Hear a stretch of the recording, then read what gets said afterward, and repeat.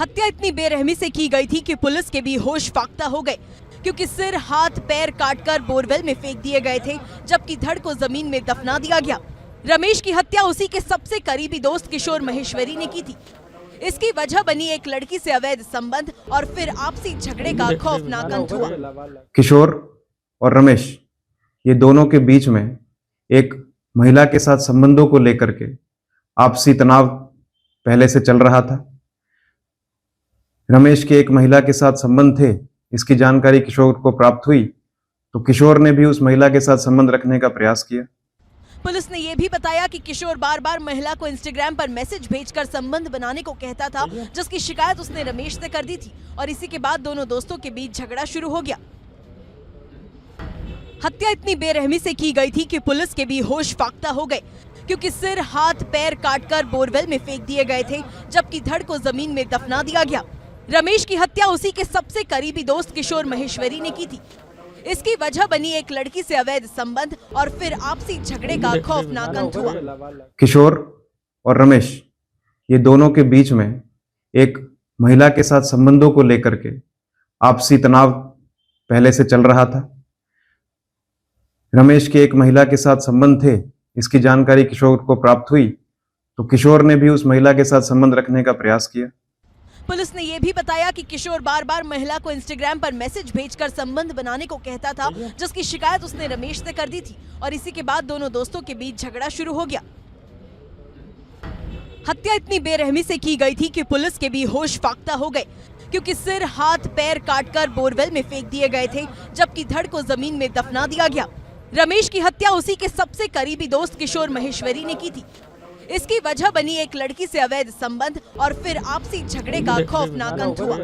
किशोर और रमेश ये दोनों के बीच में एक महिला के साथ संबंधों को लेकर के आपसी तनाव पहले से चल रहा था। रमेश के एक महिला के साथ संबंध थे, इसकी जानकारी किशोर को प्राप्त हुई तो किशोर ने भी उस महिला के साथ संबंध रखने का प्रयास किया। पुलिस ने यह भी बताया कि किशोर बार बार महिला को इंस्टाग्राम पर मैसेज भेजकर संबंध बनाने को कहता था, जिसकी शिकायत उसने रमेश से कर दी थी और इसी के बाद दोनों दोस्तों के बीच झगड़ा शुरू हो गया। हत्या इतनी बेरहमी से की गई थी कि पुलिस के भी होश फाख्ता हो गए, क्योंकि सिर हाथ पैर काटकर बोरवेल में फेंक दिए गए थे, जबकि धड़ को जमीन में दफना दिया गया।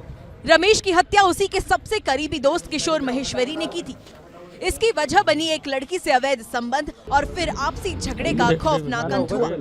किशोर और रमेश ये दोनों के बीच में एक महिला के साथ संबंधों को लेकर के आपसी तनाव पहले से चल रहा था।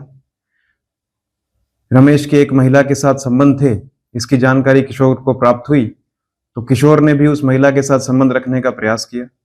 पुलिस ने यह भी बताया कि किशोर बार बार महिला को इंस्टाग्राम पर मैसेज भेजकर संबंध बनाने को कहता था, जिसकी शिकायत उसने रमेश से कर दी थी और इसी के बाद दोनों दोस्तों के बीच झगड़ा शुरू हो गया।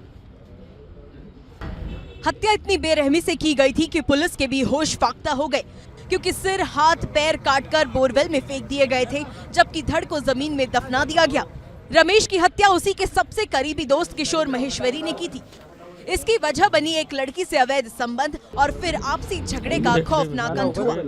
किशोर और रमेश ये दोनों के बीच में एक महिला के साथ संबंधों को लेकर के आपसी तनाव पहले से चल रहा था। रमेश के एक महिला के साथ संबंध थे, इसकी जानकारी किशोर को प्राप्त हुई तो किशोर ने भी उस महिला के साथ संबंध रखने का प्रयास किया।